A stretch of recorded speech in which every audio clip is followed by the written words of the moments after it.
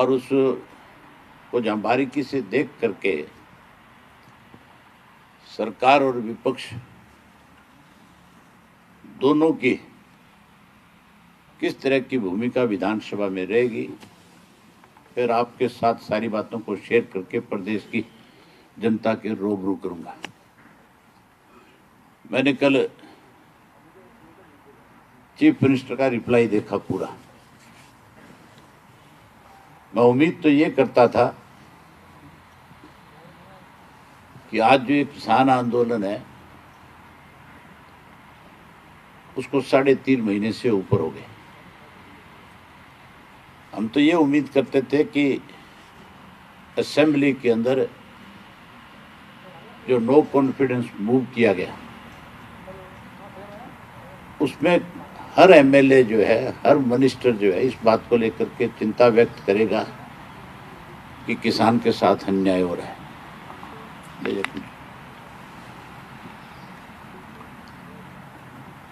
लेकिन कल एक नई चीज देखने को मिली, जिस चीज को लेकर के बारी बारी से सारे लोग अखबार के माध्यम से, चैनल के माध्यम से, सोशल मीडिया के माध्यम से किसान की बात कर रहा था,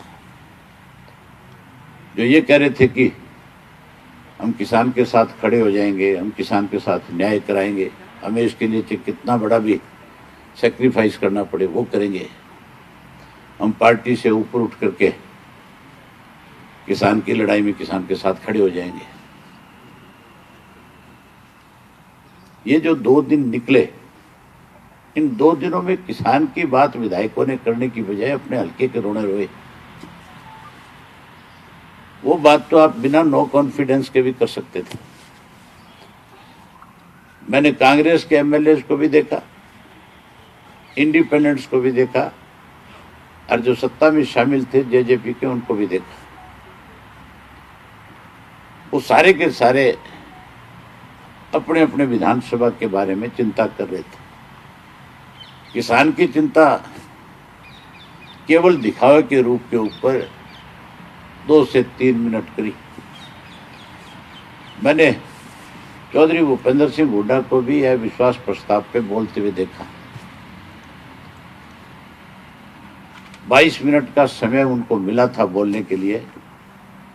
उस 22 मिनट में केवल 8 मिनट उन्होंने किसान की बात करी, किसान आंदोलन की बात करी, और उसमें भी 8 मिनट में भी किसान को कैसे न्याय मिले इस पे चर्चा नहीं। बात करी एमएसपी की, बात करी अपने वक्त के बनाए हुए कानून की, उनमें कैसे आप अमेंडमेंट कर सकते हो उनको लेकर के। जब किशोर इस बात का मचा रहे थे, लगातार ये कह रहे थे कि हम इस हाउस के अंदर नो कॉन्फिडेंस लेकर के आएंगे, सरकार के सामने किसान का पूरी तरह से पक्ष रखेंगे, जबकि पक्ष रखने में विपक्ष विफल रहा। आज के आपके अखबार जो हैं, अगर आप उन्हीं को पढ़ लोगे तो उससे पता लग जाएगा कि विपक्ष की भूमिका कैसी रही। जहां विपक्ष ने किसान के पक्ष को अच्छे ढंग से नहीं रखा, उसके लिए मजबूती से नहीं लड़े, वहीं उसके साथ साथ मुख्यमंत्री का जो रिप्लाई था वो मुख्यमंत्री का नहीं लग रहा था। रिप्लाई तो ऐसे लग रहा था जैसे कोई बहुत अहंकारी आदमी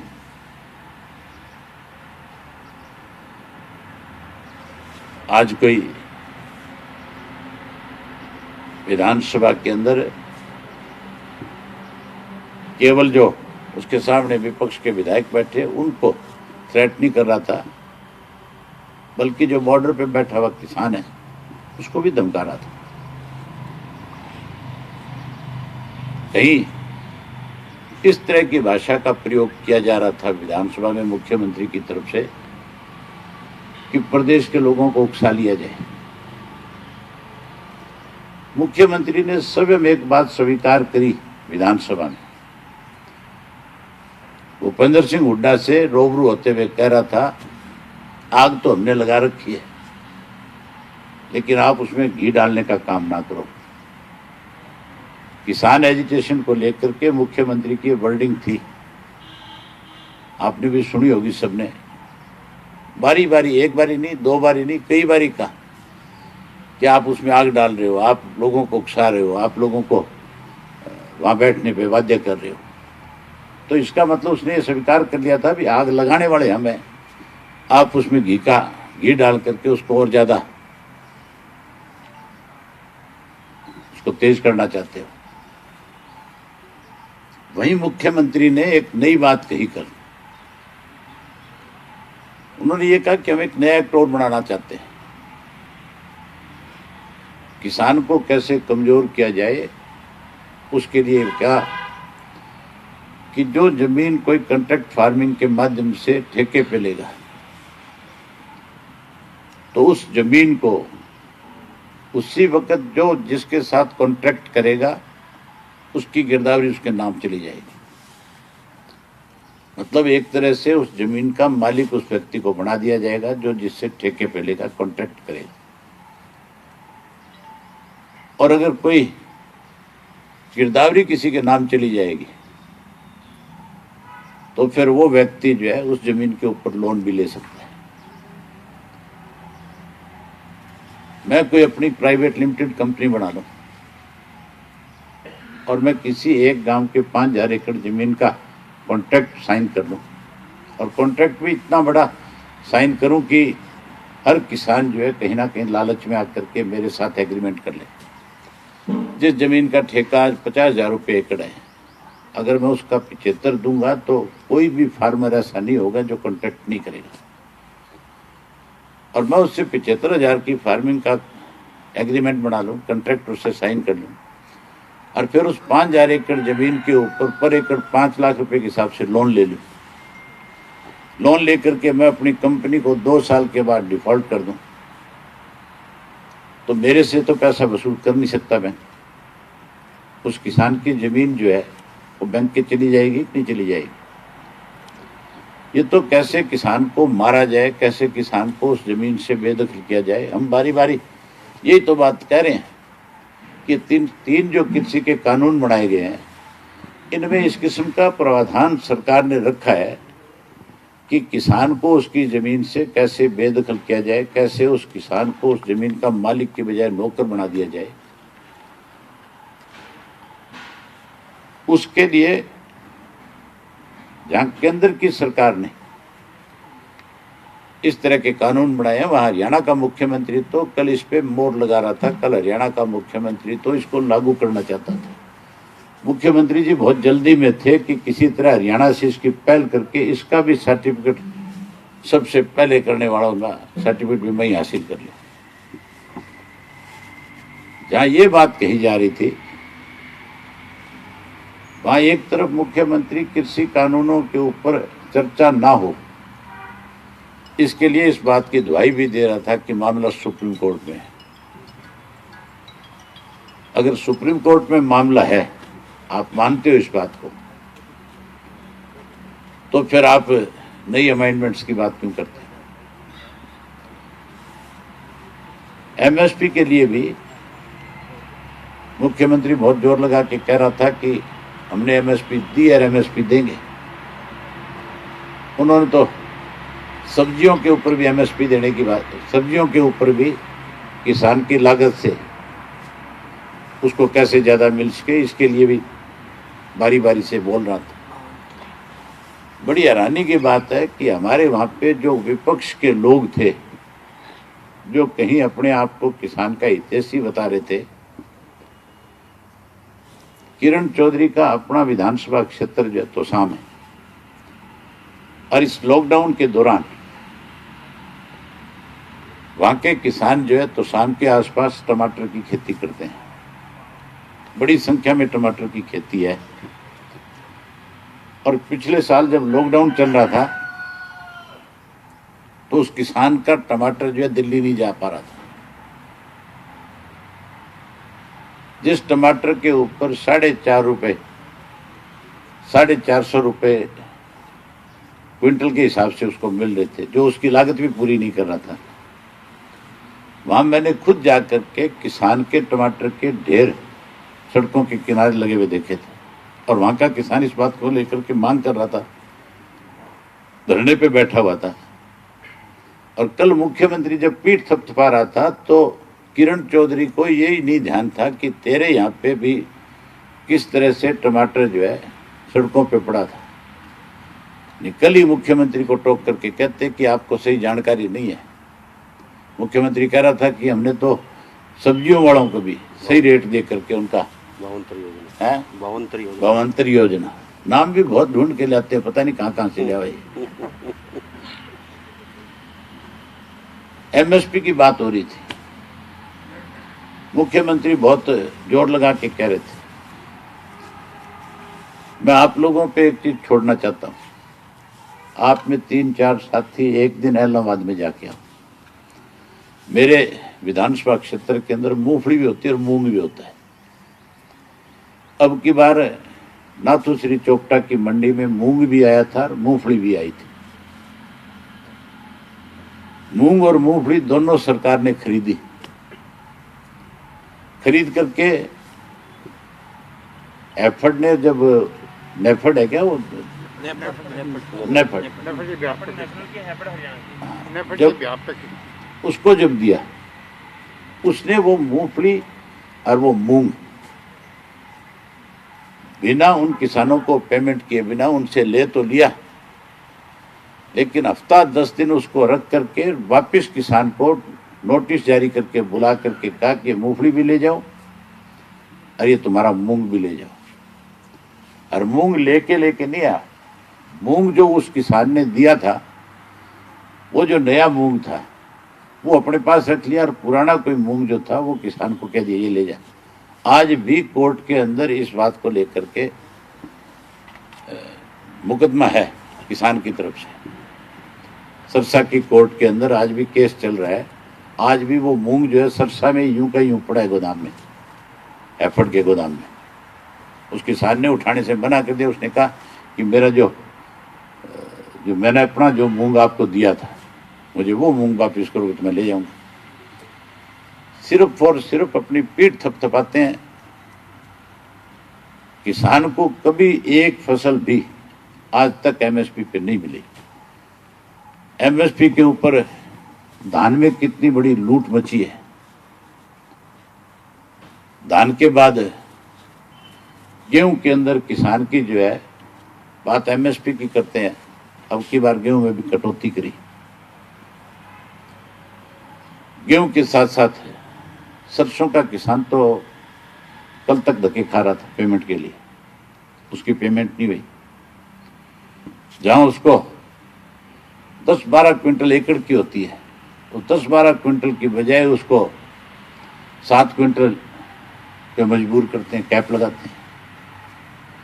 एक चीज और मैंने मुख्यमंत्री की कल सुनी अभिभाषण में। मुख्यमंत्री कह रहा था कि एमएसपी नहीं होनी चाहिए।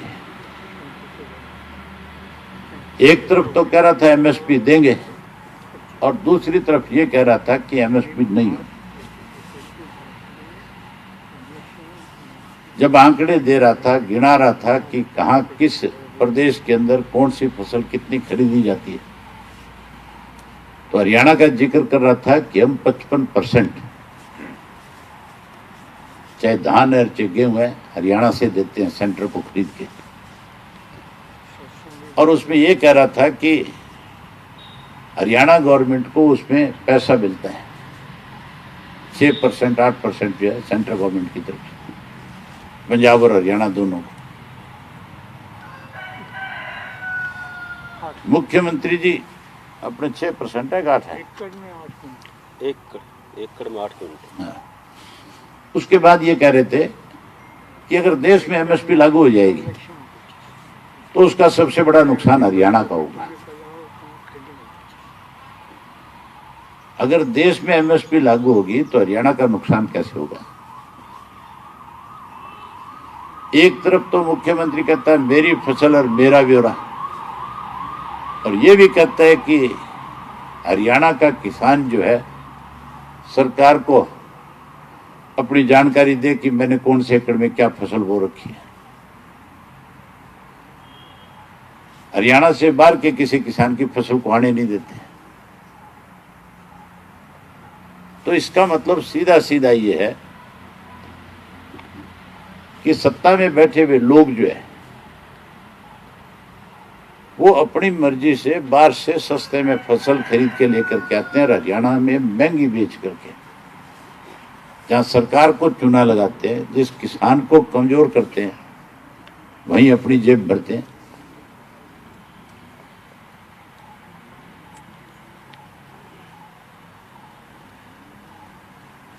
कल जो मुख्यमंत्री का रवैया था उससे लगता था कि बहुत अहंकार से भरे हुए हैं। मैं तो आपके माध्यम से मुख्यमंत्री जी से सलाह दूंगा, एक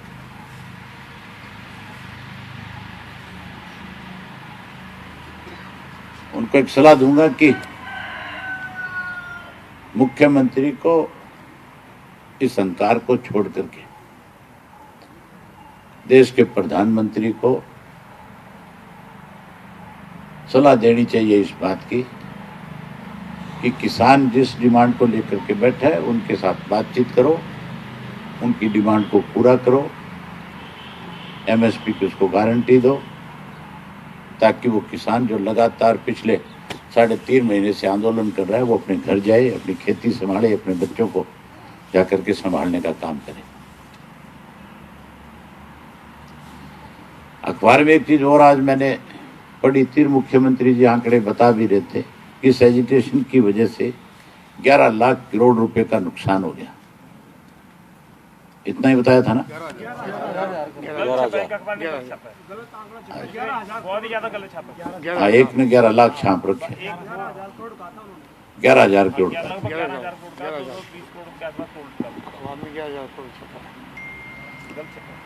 तो फिर मुख्यमंत्री जी को तो तुरंत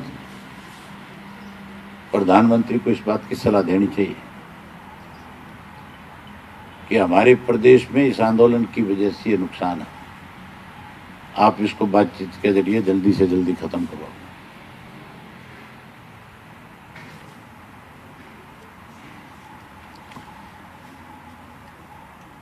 कल तो सीएम ने ये कह दिया कि ये कृषि कानून किसी हालत में वापस नहीं है, फिर बातचीत का कोई मतलब रह गया क्या?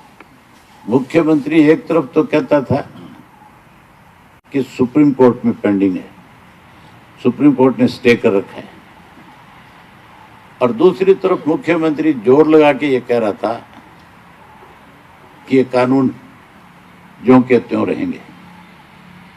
इसका मतलब तो वो फिर कोर्ट से भी ऊपर चले गए मुख्यमंत्री जी।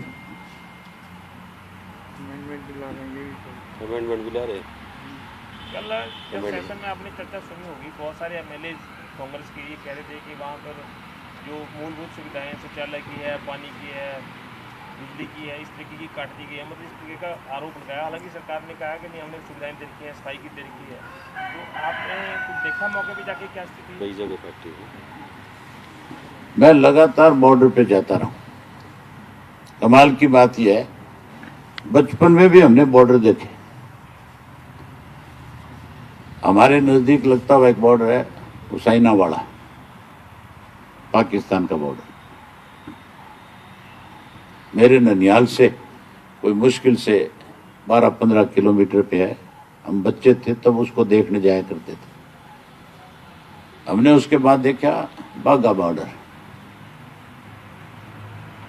एक दफा कॉलेज का टूर था हमारा, नेपाल गए थे तो इंडिया और नेपाल का बॉर्डर भी देखा। इधर लेह और लद्दाख घूमने गया था तब तिब्बत का बॉर्डर भी देखा। एक दफा नॉर्थ ईस्ट में भी घूमने का मौका मिला तो वहां पे हमारे साथ लगता हुआ है ना कंट्री, एक नेपाल और चाइना, ना भूटान का बॉर्डर भी देखा, बर्मा का बॉर्डर भी देखा हुआ है। लेकिन सिंघू का बॉर्डर, टीकरी का बॉर्डर, गाजीपुर का, शाहजहांपुर का पहली बार देखा। अब लोग जो है बजाय कोई बाघा बॉर्डर देखने जाने के आजकल सिंघू बॉर्डर देखने जाते हैं, आजकल टिकरी का बॉर्डर देखने जाते हैं कि वहां सरकार ने किस तरह के इंतजाम कर रखे। सरकार की तरफ से मैंने भी सुना था, वो मुख्यमंत्री ये कह रहा था कि हमने बिजली दे रखा है, पानी दे रखा है, लेकिन वहां लोग इतने परेशान हैं आज की तारीख में, कई जगह पे बिजली और पानी कनेक्शन नहीं है। नंबर 2, जो टॉयलेट्स बने हुए थे वो भी उन्होंने वहां से हटा दिए। इसके इलावा वहां 5 वर्ष का बच्चा भी आंदोलन में है और वहां 85 साल का बुजुर्ग भी है, वहां बहुत सारी लेडीज भी हैं। जहां सरकार का इंसानियत के नाते एक फर्ज बनता है कि जहां लाखों की संख्या में बैठे हुए लोग हैं, उनमें बहुत सारे लोग किसी बीमारी से पीड़ित भी हो सकते हैं, उनका कोई इलाज हो सके,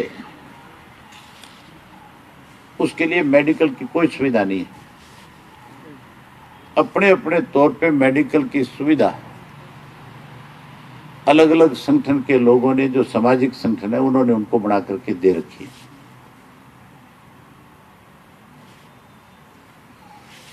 हमने भी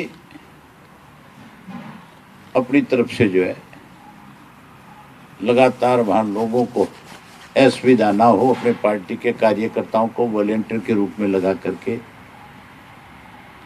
उन लोगों की दिक्कत कठिनाई को दूर करने का प्रयास किया है। और अब जो चीज मैंने वहां महसूस करी थी कि वह मेडिकल की सुविधा होनी चाहिए, इसके लिए अगले 5-7 दिन में हम वहां पे पोर्टेबल जो है हॉस्पिटल बना देंगे। उसमें 50 बेड की सुविधा देंगे, उसमें डेंटिस्ट भी होगा, उसमें आइज का डॉक्टर भी होगा, उसमें एमडी भी जनरल के होंगे, मेडिकल का, और सारी मेडिसिन जो फ्री में देंगे हम, किसी से कुछ चार्ज नहीं करेंगे।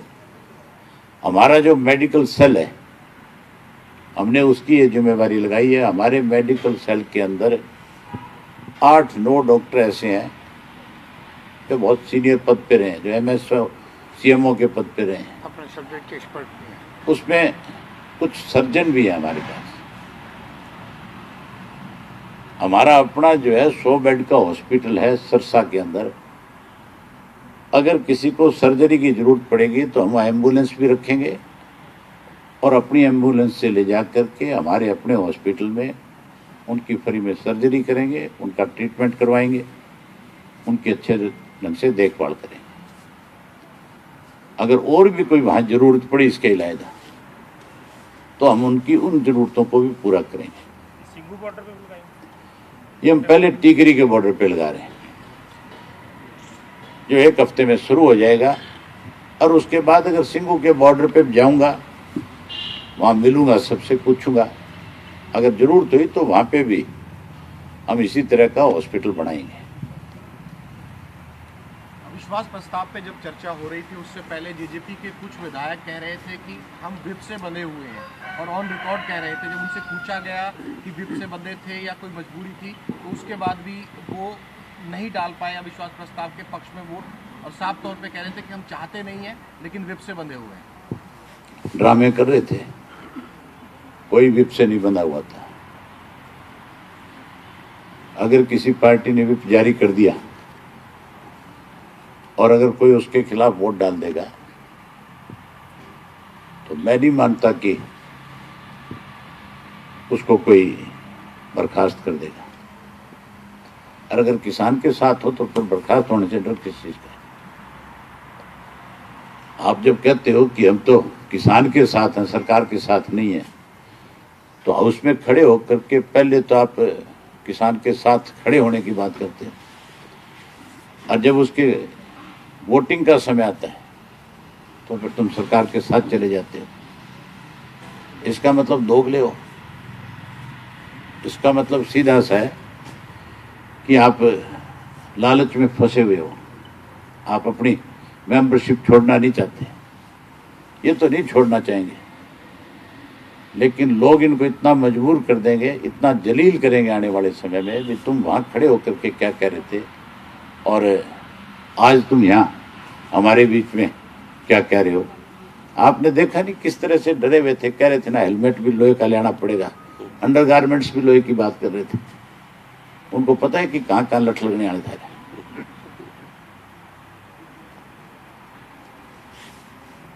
मैंने जब इस्तीफा दिया था तो हुड्डा साहब बारी बारी कहते थे कि आपको इस्तीफा देने की बजाय नो कॉन्फिडेंस में शामिल होना चाहिए, और मैंने इस्तीफा देने के बाद उनसे कहा था भी आप इस्तीफा दोगे तो सरकार पे दबाव बढ़ेगा। आज भी ये बात कहता हूं, जिन 32 लोगों ने जो वोट अपना इस अविश्वास प्रस्ताव के पक्ष में डाला है, अगर वो 32 के 32 जाकर के स्पीकर को अपना इस्तीफा सौंप देंगे तो ये सरकार शाम को गिर जाएगी। चौधरी देवीलाल ने एक बार 29 एमएलए के साथ इस्तीफा दिया था।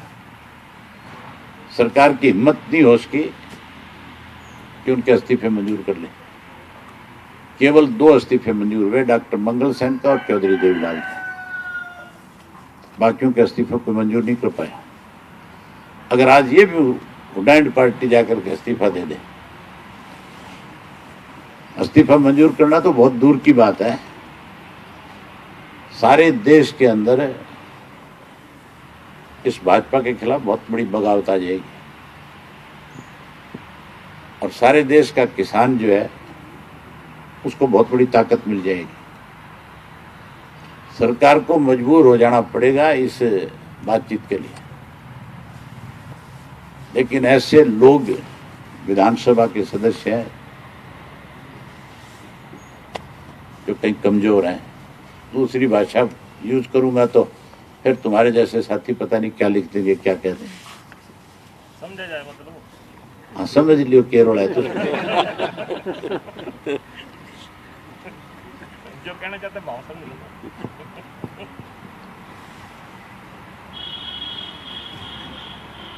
तो आप जो कल इस पे चर्चा, जो 6 घंटे की चर्चा चली है, किसी एक आध एमएलए की कोई बात पे आपको कोई मजा आया या किसी की बात में मजा नहीं आया? कोई कुछ तो बोला होगा किसानों की बात में। मैंने बताया तो सही, जिस इशू पे लेकर के चर्चा होनी चाहिए थी उस इशू को तो दरकिनार कर दिया और अपने विधानसभा क्षेत्र का रोना रोने लग गए। मुख्यमंत्री से आग्रह करने लग गए। तो मुख्यमंत्री को इन किसानों के साथ जो हालात है, किसान की जो दिक्कत है, किसान की जो आज बर्बरता हो रही है, उसके बारे में सरकार को मजबूर करने की बजाय जी हजूरी में लग गए। कल आपने एक और सुना होगा, डॉक्टर कादियान ने डिप्टी सीएम का नाम लेकर कहा था कि जो देवीलाल आंखें बंद करोगा, जो देवीलाल नजर आते हैं तो सरकार का साथ छोड़ दो। और डिप्टी सीएम ने जवाब में कहा कि हमारी तो नेचुरल अलायंस बीजेपी के साथ रहा है, कांग्रेस के साथ कभी नहीं रहा। आईएनएलडी की बात की उन्होंने, क्योंकि अब आईएनएलडी में आप हैं तो आईएनएलडी का भी जिक्र किया था। ये पुरानी बात देख लो क्या हमारा जो अलायंस है, जिसको वो नेचुरल अलायंस बता रहा था, उसको शायद इस बात का पता ही नहीं है बेचारे को। बीजेपी हमारे सहारे से सत्ता में आती थी, हम कभी भी बीजेपी के सहारे से सत्ता में नहीं गए। आपको एक बड़ा उदाहरण बताता हूं। चौधरी ओम प्रकाश चौटाला हरियाणा प्रदेश के मुख्यमंत्री थे, बीजेपी के 6 एमएलए जीत करके हमारे साथ आए थे। हमारे 4 मेंबर पार्लियामेंट लोकसभा में थे, उनकी वजह से केंद्र की सरकार चल रही थी। अटल बिहारी वाजपेयी देश के प्रधानमंत्री थे, उन्होंने बहुत जोर लगाया चौटाला साहब के ऊपर इस बात को लेकर के कि हमारी पार्टी के भी 1 या 2 मेंबर जो है उनकी मिनिस्ट्री को ज्वाइन कर ले। लेकिन उन्होंने इसलिए ज्वाइन नहीं किया, अपने किसी मेंबर को ज्वाइन नहीं करवाया कि कल फिर ये लोग यहाँ मेरे ऊपर प्रेशर बनाएंगे कि हमने आपके यहाँ मिनिस्टर बना रखे हैं, आप भी हमारे बनाओ। हमने तो बीजेपी को सत्ता में भागीदारी दी है, ली नहीं। चौधरी देवीलाल तो इस राजनीति को बहुत अच्छी तरह से जानते थे कि अगर ऐसे लोगों को कहीं बड़ी जगह दे दी तो कल को इस देश को बर्बाद कर देंगे। चौधरी देवीलाल तो खुल के कहते थे, ये तो अलायंस की बात करते हैं, वो तो बहुत खुल के कहते थे कि अपना वोट किसी भी पार्टी के पक्ष में डाल देना, पर ये निक्कर वालों से बच के रहना, ये आगे तो तुम्हें खा जाएंगे। अब खा गए कि नहीं खा गए निक्कर वाले? हमें नहीं, ये तुम्हें भी खाएंगे, प्रेस वालों को भी। थारे पे भी इतनी पाबंदियां लगा देंगे कि तुम्हें ये फेंकने पड़ेंगे। फिर बहुत सारे ऐसे प्रेस के साथी जो हैं जिन्होंने अपने चैनल के ऊपर इसलिए चैनल छोड़ करके आगे कि हमें मजबूर किया जाता है कि आप सरकार के पक्ष को दिखाओ, और हम गलत नहीं दिखाना चाहते। कभी ना कभी थारी भी अंतरात्मा जागेगी कि नहीं जागेगी? हैं? अगर ये सोशल मीडिया ना होता तो फिर मान के चलो ये हर आंदोलन को खत्म कर देते। ये अपनी मर्जी से ही इस देश में सब कुछ दिखाते हैं। अब उस सोशल मीडिया पे भी अंकुश लगाने के लिए कानून बना रहे हैं। बना दिए 3 महीने बाद लगे हो गए। तो साहब बता रहे हैं भी कानून बना दिया, 3 महीने बाद लागू हो जाए, फिर 3 महीने बाद मिलेंगे आपसे दोबारा। सिंह जी 75% वाले पे भी आपने अपनी बात रखी थी कि अब तो वो कानून बन गया, आपने कहा था कि बैठा रहे हैं, अब वो कानून बन गया। इस प्रदेश से बहुत सारी इंडस्ट्री पलायन करके गई है, और इसलिए पलायन करके गई है कि कानून व्यवस्था नाम की चीज नहीं है इस प्रदेश में। मुख्यमंत्री जी महिला दिवस के ऊपर भावुक हुए थे, और मैंने उनको देखा था, आंसू पहुंच रहे थे। पता नहीं किस बात को लेकर के उनको भावुक तो हुए। ये पकड़ो, मैं आपके सामने महिलाओं के साथ किस तरह से इस प्रदेश के अंदर बर्ताव हो रहा है वो बताना चाहूँगा। वो तो कह रहा था कि महिला ट्रैक्टर का रस्सा खींच रही थी इसलिए मुझे तकलीफ हुई। उस ट्रैक्टर के रस्से से तकलीफ है मुख्यमंत्री को, लेकिन इससे तकलीफ नहीं है। हरियाणा प्रदेश में नाबालिग जो लड़कियां, उनके साथ बढ़ते हुए बलात्कार, इंग्लिश के ट्रिब्यून ने तो अपनी तरफ से पूरा लेख लिखा है। एडिटोरियल ही लेख लिखना, एडिटोरियल होगा, अंग्रेजी में एडिटोरियल हो जाता है। 2020 से जो 6 माह के आंकड़े इनके अपने हैं, उपलब्ध जो कराए इन्होंने, वहां कोई था नहीं ऐसा व्यक्ति जिसको महिलाओं से भी कोई सरोकार हो, कोई उनके दिमाग में, मन में उनके प्रति भी कोई संवेदना हो। इसलिए उस हाउस के अंदर इन बातों का जिक्र नहीं हुआ। मैं जब तक हाउस का मेंबर था, हर हालत में लॉ एंड ऑर्डर के ऊपर अपनी बात हाउस में रखता था। जो अपराध दर्ज हुए ना 6 महीने में, अत्यंत हुए 488, बलात्कार हुए हैं 657, गैंग रेप हुए हैं 66, अपहरण के केस में 1152, महिलाओं के विरुद्ध जो अपराध हुए हैं वो हैं 4893। इनको लेकर के मुख्यमंत्री को कोई सहानुभूति नहीं है।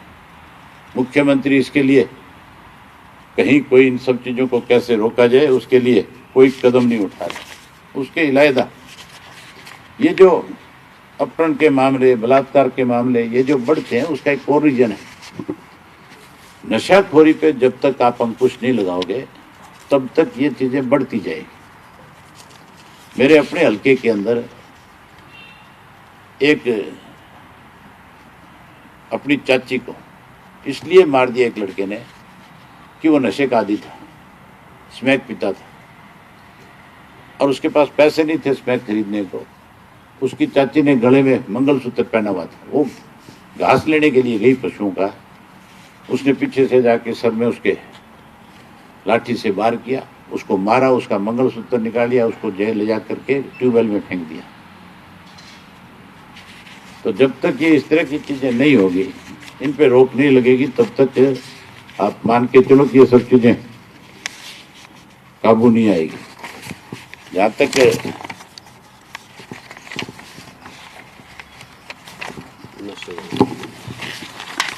नशे का मामला है, इसके लिए इन्होंने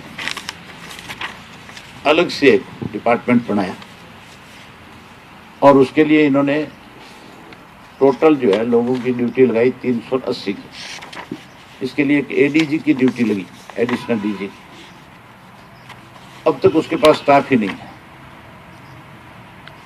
टोटल स्टाफ के लोग उसके पास 66 हैं। अगर स्टाफ ही पूरा नहीं करोगे आप, तो फिर उस कमीशन को, उस आयोग को बनाने का फायदा क्या है? उस एजेंसी को खड़ा करने का फायदा क्या है? ये तो जो एडिशनल डीजी है उसने खुद ये बात कही है आप लोगों के बीच में कि नशे की रोकथाम कैसे हो सकती है जब हमारे पास स्टाफ नहीं है, साधन नहीं है, तो हम कैसे उन लोगों तक पहुंचेंगे, कैसे उनको पकड़ेंगे? पिछले साल में, इस साल में नशे में कितनी बढ़ोतरी हुई है, जबकि मैंने विधानसभा के अंदर नशों का कारोबार करने वाले लोगों के नाम लिए थे, बताया था कि सत्ता में शामिल लोग जो है ऐसे लोगों को अपनी गाड़ियों में बैठा करके नशे के कारोबार में शामिल रखते हैं। पिछले वर्ष में इस वर्ष में फर्क देखो, पिछले वर्ष तो थी 143 केजी अफीम पकड़ी गई थी, जब की बार बढ़ करके 225 केजी होगी। कमी आनी चाहिए थी लॉकडाउन की वजह से, क्योंकि कोई आ जा नहीं सकता था, तो कम होना चाहिए था। चर्च का इसी तरह से 149 किलो, अब बढ़ के 251 होगी। गांजा जो था 5502 केजी, अब की बार बढ़ करके वो 9018 केजी हो गया। चूरा और पोस्ट जो है 10,181 केजी, वो बढ़ करके 12,817 केजी हो गया। जहाँ ये सब चीजें बढ़ी, अपराध बढ़ा, क्राइम बढ़ा, वहीं उसके साथ साथ गैस के, पेट्रोल के, डीजल के दाम बढ़े, महंगाई बढ़ी। कल मुख्यमंत्री बड़ी पीठ ठोक के कह रहा था कि हमने केरोसिन मुक्त कर दिया हमारा प्रदेश। ये कह रहा था कि हमने घर घर में गैस का सिलेंडर पहुंचा दिया। ये भी स्वीकार कर रहा था सिलेंडर महंगा हो गया। सस्ते में जिसका चूल्हा जलता था, इन्होंने महंगा सिलेंडर भेज करके उस गरीब की जेब पे भी डाका डाल दिया।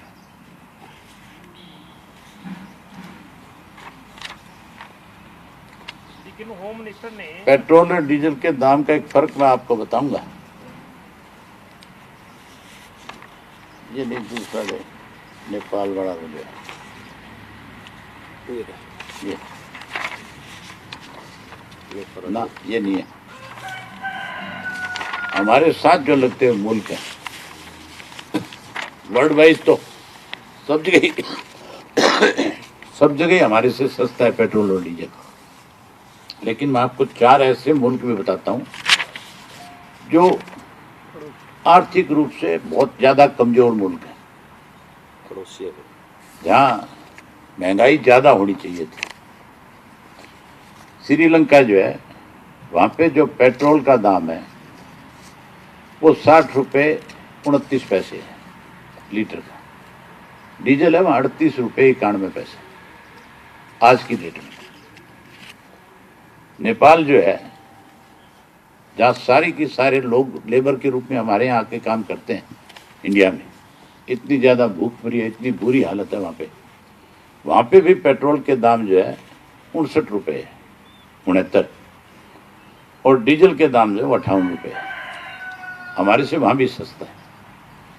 उसके बाद पाकिस्तान ले लो, यहाँ तो निरी गुर्बत है पाकिस्तान में। तो कितना कर्जा है पाकिस्तान पे, दुनिया भर का कोई कंट्री ऐसा नहीं होगा जिस कंट्री से इन्होंने कोई लोन ना लिया, कोई बैंक ऐसा नहीं होगा जिससे लोन ना लिया हो। उनके यहाँ पेट्रोल का दाम है 51 रुपये और डीजल का दाम जो है वो 53 रुपये। हमारे से तो वहाँ भी सस्ता है। जहाँ हमारे रुपए की कीमत जो है, हमारा 1 रुपये है, उनका 1.5 रुपये है। अगर उसके साथ इसको जोड़ दिया जाए तो ये तो उससे बहुत ज़्यादा सस्ता हो गया। बांग्लादेश जो है, वहाँ पे पेट्रोल का रेट है 76 रुपये और डीजल का रेट है 55 रुपये। जो हमारे साथ लगते हुए छोटे छोटे मुल्क है, जो बिल्कुल अपना जो पेट्रोल का रेट है, अगर गंगानगर की तो बात करूं तो 100 रुपये से भी ज़्यादा है। यहाँ 100 रुपये पेट्रोल है और डीजल जो है 80 रुपये है। ये 80 तो गलत लिखा हुआ है, ज़्यादा है 80 से। हाँ है 80 से ज़्यादा है। मैं रोज जेब मार डालना पड़े। टैक्स देखो आप 10 होगा। अलग अलग एक चीज़ और देखने वाली है कि जो डीजल और पेट्रोल है उसके ऊपर जो टैक्स लगता है वो भी मेरी ख्याल दुनिया में सबसे ज़्यादा हिंदुस्तान में है। विकसित देश जो है उनके अंदर भी, भारत में तो इसका टैक्स है 70 रुपये के करीब, 69.3, जो 70 हो जाएगा थोड़े दिन में, और बढ़ा देंगे। इटली में 64, फ्रांस में 63, जर्मनी में 63, ब्रिटेन में, लंदन में भी 62 है, जापान में 47 है, कनाडा के अंदर 33% है और अमेरिका में 19 है। सब जगह हमारे से कम टैक्स लिया जाता है और यहाँ रोज बढ़ाया जाता है। तो ये तो लगातार ये सरकार जो है इस काम में लगी हुई है कि कैसे गरीब आदमी को, मीडियम क्लास के लोग जो है उनको, किसान को कमजोर किया जाए, कैसे उनको मारा जाए।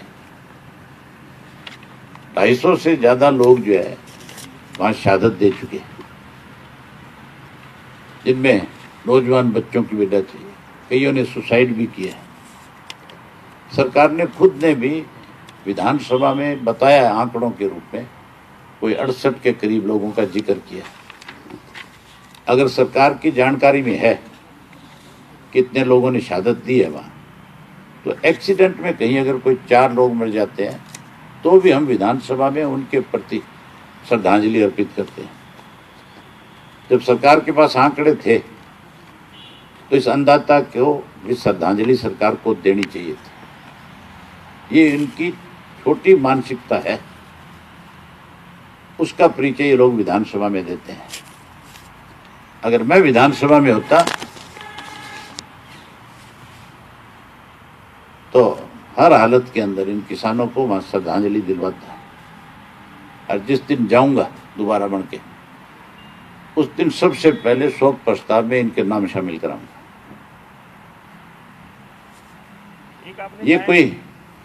ये कोई वो किसान नहीं है जो अपने खेत में खेती करता हुआ मर गया या अपने घर के अंदर अपनी उम्र पूरी करके मर गया। ये आंदोलन कर रहे थे, और कोई भी आंदोलन में कोई व्यक्ति शहादत देता है तो उस व्यक्ति को हर हालत में श्रद्धांजलि दी जाती है।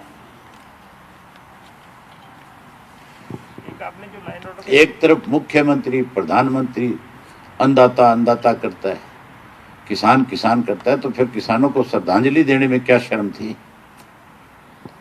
इसका मतलब ये लोग नफरत से भरे हुए हैं किसान के प्रति।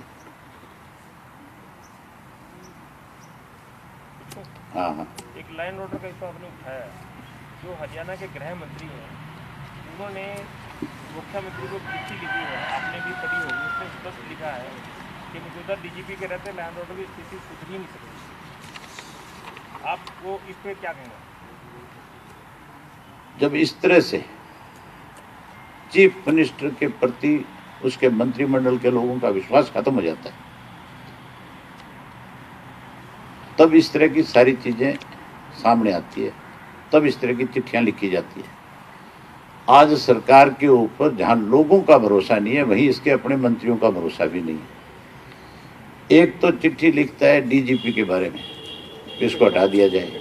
उससे पहले भी चिट्ठी लिखी सीआईडी वाले इशू को लेकर। कल हुड्डा ने एक बात बहुत अच्छी कही थी, बोले गृह मंत्री जो है इसका नाम ना करना, इसका कान है।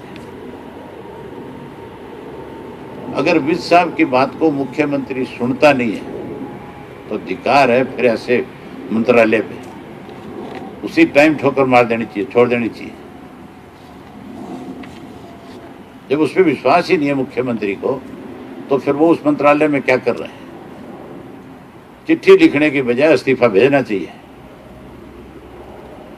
उसने भी भेजी और उसके साथ साथ डिप्टी चीफ मिनिस्टर ने भी एक अधिकारी के खिलाफ मुख्यमंत्री को चिट्ठी लिखी कि इसको बर्खास्त कर दिया जाए। उसको बर्खास्त करने की बजाय दो आईएएस ने दोनों के खिलाफ दो आईएएस ने लिखी है चिट्ठी। AK सिंह के खिलाफ लिखी एक तो एक जो था वो तो बिजली बोर्ड का था ना, चेयरमैन उसका लड़का क्या है ना, चलो चिट्ठी लिखी, दो उसकी चिट्ठी भी डस्टबिन में डाल दी। जब मंत्रियों को कोई सुनने वाला ही नहीं है तो फिर ये तो वो लोग हैं मेरी ख्याल जो जोक की तरह चिपके रहना चाहते हैं, जो इस सरकारी मशीनरी से जिनको बहुत मोह है।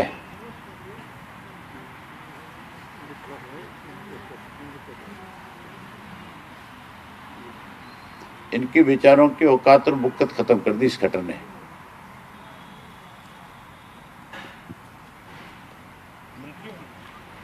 मंत्रियों की खत्म है और क्या है। जब मंत्री चिट्ठी लिख रहे हैं और उस चिट्ठी की कोई सुनवाई नहीं हो रही, उनकी बात को कोई महत्व नहीं दिया जा रहा, राकेश तो इनकी बुक्कत ही खत्म होगी कि नहीं होगी?